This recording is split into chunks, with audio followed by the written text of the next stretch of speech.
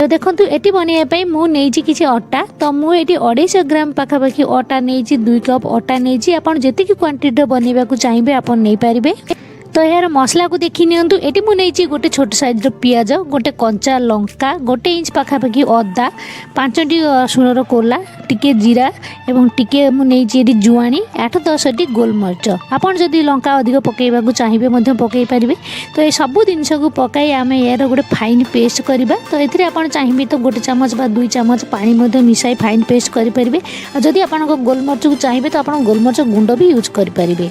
तो देखो मु फाइन पेस्ट नहीं आउ मुझे नहीं 3टी सिझा आलू यार चोपा छड़ाई ने आपड़ जदि क्वांटिटी अटार क्वांटिटी बढ़ाऊँ तो आलूर क्वांटिटी आप बढ़ाइबे।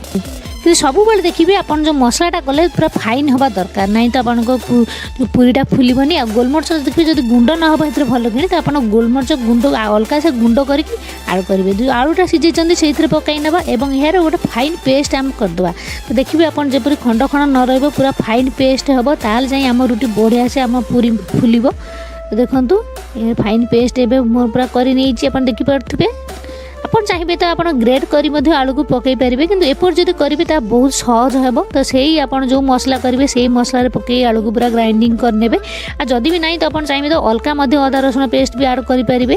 तो देखो ये मुझे अटा नेली एवं से जो आम आलूर पेस्टा बनई तो सहीटा को पकई आम या तो भल से पूरा मिक्स कर चकुड़ा। तो ता पूर्व आम ने तेल जपरी आम पूरी तेल दे आम दली था अटाटा को। तो सेपरी मुझे नेली 2 बड़ चामच तेल। तो आपण अटा जी ने से अनुसार तेल ने यह भल से मिक्स कर जपरी आम पूरी भल भाव दली था। तो सेपरी भल भाव देखूँ यह किस समय दलिया पर देखिए यह पूरा जो आप देखिए यह मुंडा मुंडा करेंगे। तो देखिपारे पूरा से मुंडा मुंडा आपणकर हम। तो देखूँ तो जापर आपणकर तेलटा पूरा अटारे पूरा भल से मिक्स हो गला।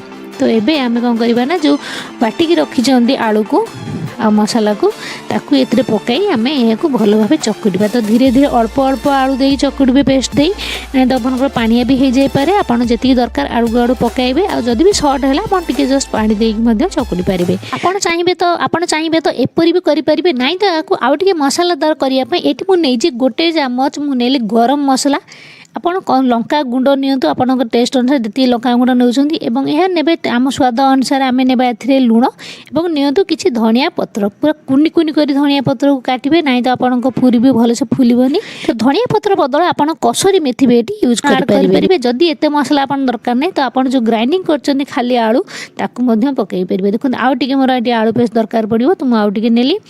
तो फ्रेंड्स आम पूरी को आउ टे क्रिंची करने चाहिए तो आप 2-3 चामच सुजी आड करेंगे छोट दाना सुजी आड करेंगे। तो देखो आपंकर विश्वास जब न हो मुझे आप सामने भी सुजी मिसाई देखा। तो देखो ये मो अटा चकुटाटा टी पानिया तो मुझे जो सुजीटा पकईबी ता भी पानीटा को सक कर नब जहाँफल आम अटा चकुटा भी टी टाण हो। तो फ्रेंड्स अटा चकुटाटा को आप एपरी चकुटे जपरी आप रुटी पाई चकुड़ था। तो सेपरी चकुटे जेहेतु आम ए सुजी नहीं देती तो टिके समय पर देखिए पूरा हार्ड डो हो। तो अटा ठारू आप जब रुटी करने जो अटा चकुड़ था ताठू टिके टाण हो। जदि आप बेसी टाण करदे तो आहरी बहुत टाण हो। जदि पानिया करदे तो बहुत पानिया हो। तो आम रुटी आम पूरी नॉर्मली टिके हार्ड डो करता। तो आप रुटी जपरी करते सेपरी चकुटे जेहेतु आम सुजी नहीं टिके समय पर यह देखिए आप टाण हो। भल से पूरा चकुड़ी ने देखु। तो भल से आपड़ यह 5 मिनिट चकुड़ नियंतु। देखिए पार्थ्वे यह जस्ट टिके देखिए हाथ में टिके लग जापरी आम रुटी करता। तो सेपरी यह एवं तेल मारिकी भल भाव चकुड़ला तेल मारिकी यह छाड़देवे। आम यह घंटे अध घंटे जिते समय अच्छी छाड़देवा तापर यह आम करवा। तो देखो फ्रेंड्स मुझे 15-20 मिनिट छाड़ी तापर आप देखो सुजीरा पूरा टाणी जाइए पानी। देखो जपरी आम अटाटा रुटी करता तो ताठू टिके जस्ट टाण हो बढ़िया से आमर पूरी हो। तो यह छोट छोट गुड़ा करनी जी बड़ बड़ आप पूरी करा चाहते बेसी बड़ करूँ ना कि बेसी छोट करूँ ना। तो देखो ये छोट छोट गुड़ा करने तो तेल हाथ मारी यह भल से गुड़ा करनी। तो यह आम ए बेलिबा। तो बेलियापाई आप बेलना बाढ़ी आ बेलना पीढ़ा भल भाव तेल लगे दिंतु जहाँ से भल से पूरा बेली हम।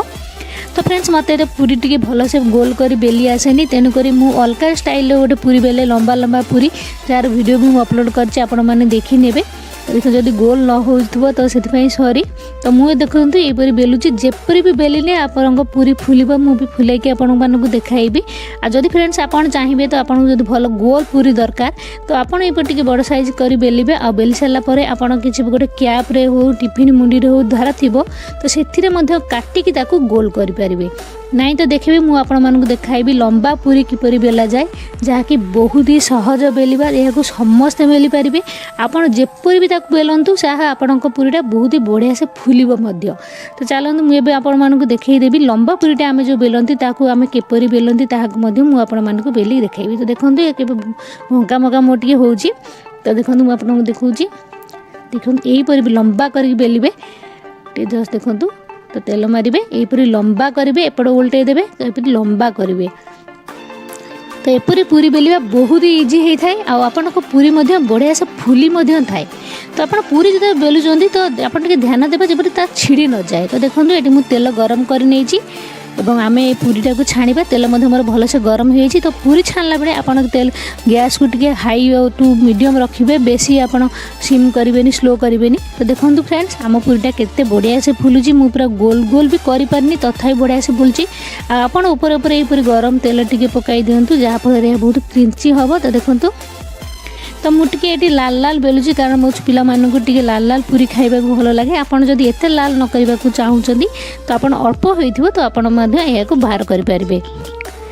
तो देखो मुझे आपण सामने आउ कि पूरी आपण को छाणी देखाइबी। आ लंबा पूरी मुझे भी छाणी देखाइबी आपण देखिए ताहा केते सुंदर भाव फुलिब।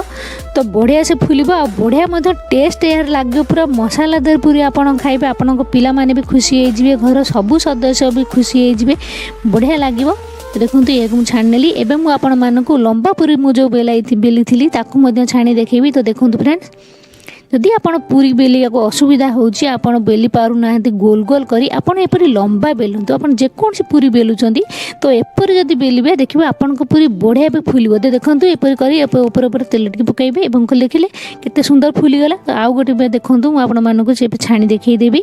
तो देखंतु आपे आपे ता फुली के ओलटी भी जाउची आपण को ओलटेबे को मध्य पड़िबोनी बढ़िया से फुलिबो। तो आपण ए ट्रिक रे भी आपण को पूरी की मध्य छाणी पारिबे। तो हम सब पूरी छाणी नेले। तो देखंतु फ्रेंड्स एते सुंदर पूरी आमर छाणी रेडी होइछि। तो आपन चाहिए तो यह को आपन एते न छाणिबे टिके कम कम छाणी मध्य एते लाल न करिवे तो खोली पारिबे। तो देखंतु बढ़िया से फुलिछि ना आपन माने देखंतु। तो बहुत ही टेस्टी लागिवो। आपन निहाती थरे घरे एही मसालादार पूरी के बनांतु आउ खांतु देखिबे एहार टेस्ट किपरि लागिवो लाजवाब लागिवो। फ्रेंड्स आपन थरे निहाती बनांतु देखंतु केते सुंदर पूरी केते नरम भी होइछि।